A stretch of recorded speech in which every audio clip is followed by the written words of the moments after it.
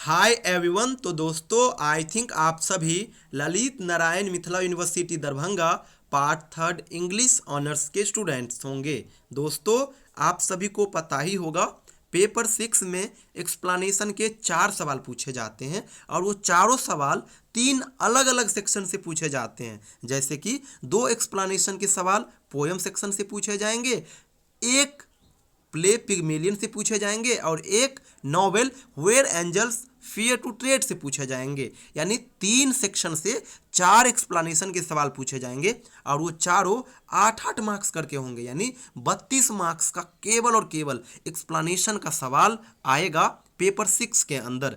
दोस्तों पोएम और play in दोनों के ऊपर एक्सप्लेनेशन के लिए हम वीडियो बना चुके हैं। आज की इस वीडियो में हम लोग novel Where Angels Fear to Tread को कवर करेंगे। जो आंसर का पैटर्न दोस्तों हम इस वीडियो में आपको बताएंगे इस सेक्शन के लिए, आप इसको बढ़िया से प्रिपेयर कर लीजिएगा। बहुत ही शानदार आंसर आपका बनेगा और आपको नंबर भी बहुत अच्छा मिलेगा। सबसे पहला काम होगा दोस्तों आपका कि जो लाइन है उस लाइन को पहचानो कि किस टॉपिक से लिया गया है।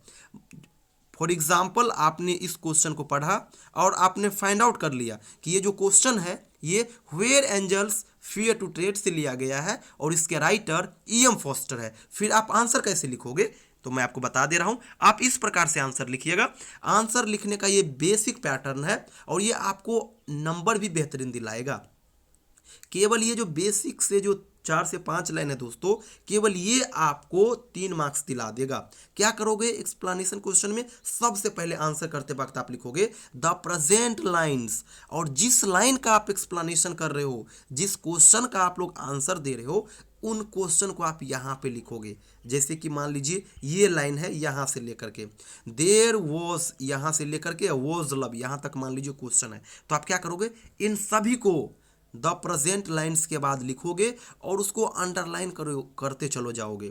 हर वर्ड को आप अंडरलाइन करते हुए आगे चलोगे और उसके बाद क्या करोगे, उनको इन्वर्टेड कॉमा में लिख दोगे। और उसके बाद क्या लिखोगे, have been taken from the famous novel Where Angels Fear to Tread, और इसको भी आप इन्वर्टेड कॉमा के अंदर लिख करके इसको भी आप इस प्रकार से अंडरलाइन कर दोगे।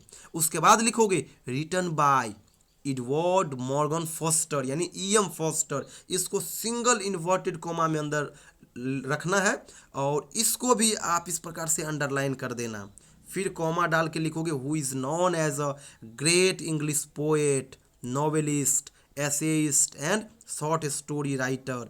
सबसे पहले क्या करोगे, आपने क्वेश्चन पढ़ा, क्वेश्चन पढ़ने के बाद आपको पता चला कि ये question Where Angels Fear to Tread से है, तो क्या लिखोगे, द प्रेजेंट लाइन्स, जो भी लाइन्स होंगे उन सभी लाइन्स को लिख करके उनको इन्वर्टेड कॉमा के अंदर रखना। उसके बाद लिखना है been taken from the famous novel, novel को इस प्रकार से अंडरलाइन कर देना।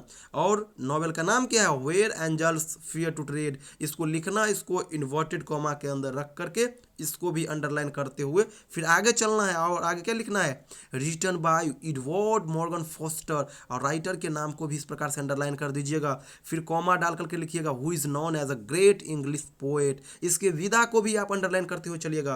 अ great English poet, novelist, essayist and short story writer, फिर फुल स्टॉप डाल दीजिएगा। एक चीज़ यहाँ पे क्लियरली बतला दूं कि अगर क्वेश्चन आसान आए, क्वेश्चन को पढ़ने के बाद अगर आपको पता चल जाए कि ये जो लाइन है इन दो कैरेक्टर के बीच के कन्वर्सेशन को शो कर रहा है, तो आप ऑथेंटिक आंसर लिखो। अगर आप ये फाइंड आउट करने में कैपेबल नहीं हो तो इसके बाद सीधा आप क्या करना, सीधा और सीधा समरी का जो मेन पार्ट है उसको यहाँ पे लिखना, इसके आगे एक लाइन छोड़ करके। और कम से कम आंसर 1.5 पेज जरूर लिखिएगा। 1.5 पेज लिख दोगे, 8 मार्क्स का सवाल है, 5+ मार्क्स आपको किसी भी हालत में मिल ही जाएंगे।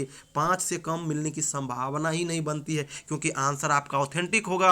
आपने स्टार्टिंग ही बहुत बेहतरीन तरीके से किया, हर एक चीज़ को आपने लिखा ना, कि जो लाइन है उसको आपने मेंशन किया, ये लाइन कहाँ से लिया गया है तो इस नॉवेल से लिया गया है, ये भी लिखिए। इसके राइटर कौन है तो ई.एम. फॉस्टर है, इसको भी लिखा। ई.एम. फॉस्टर का ऑक्यूपेशन क्या है, इनको भी आपने लिखा। तो हर एक बेसिक चीज़ आप लिख ही रहो हो तो नंबर कहाँ कटेगा, 3 मार्क्स तो आपको यहीं पे मिल जाएगा। उसके बाद यहाँ से आगे जो आप 1.5 पेज लिखे रहेंगे 2 मार्क्स भी तो कम से कम वो दिला देगा।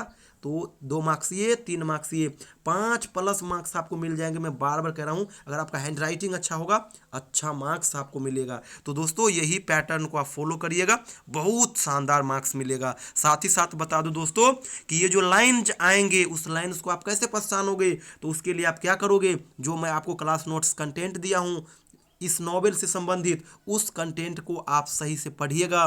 कभी कभी कैरेक्टर भी मेंशन रहते हैं लाइन्स के अंदर, कभी कभी जो मेन थीम है वो उसका वर्ड्स भी देखने को मिल जाता है। और समरी अगर सही से पढ़ लोगे हमारे कंटेंट से तो सवाल नहीं छूटेंगे, क्योंकि कुछ ना कुछ आपको तो मिल ही जाएंगे। और अगर आपका इंग्लिश बेहतर होगा, जब आप लाइन्स को पढ़ोगे तो अर्थ अपने आप निकलती चली जाएगी और आप इजीली पहचान जाओगे कि अरे ये स्टोरी तो हमने इस नॉवेल में पढ़ा था। फिर आप इजीली पहचान जाओगे कि ये इस नॉवेल से लिया गया है, इसके राइटर ये है, और फिर ये बेसिक्स सा पैटर्न है। स्टार्टिंग में आप ये लिख दो, उसके बाद आप समरी के मेन पार्ट को ऐड कर दो, एंड कर दो क्वेश्चन को, आपको 5 प्लस मार्क्स मिल जाएगा। लास्ट में कह दूं कि पार्ट थर्ड से संबंधित जितने भी पार्ट थर्ड में जो 4 पेपर है, पेपर 5, 6, 7, 8, इन चारों पेपर का क्लास नोट्स कंटेंट हमारे पास अवेलेबल है। अगर आपको चाहिए तो ये मेरा व्हाट्सअप नंबर है, इस पर आप मुझे मैसेज करिएगा, मैं आपको अवेलेबल करा दूंगा। हो सकता है किसी के पास ना हो, हमारे ऑनलाइन बैच वाले स्टूडेंट्स के पास। थैंक यू सो मच दोस्तों।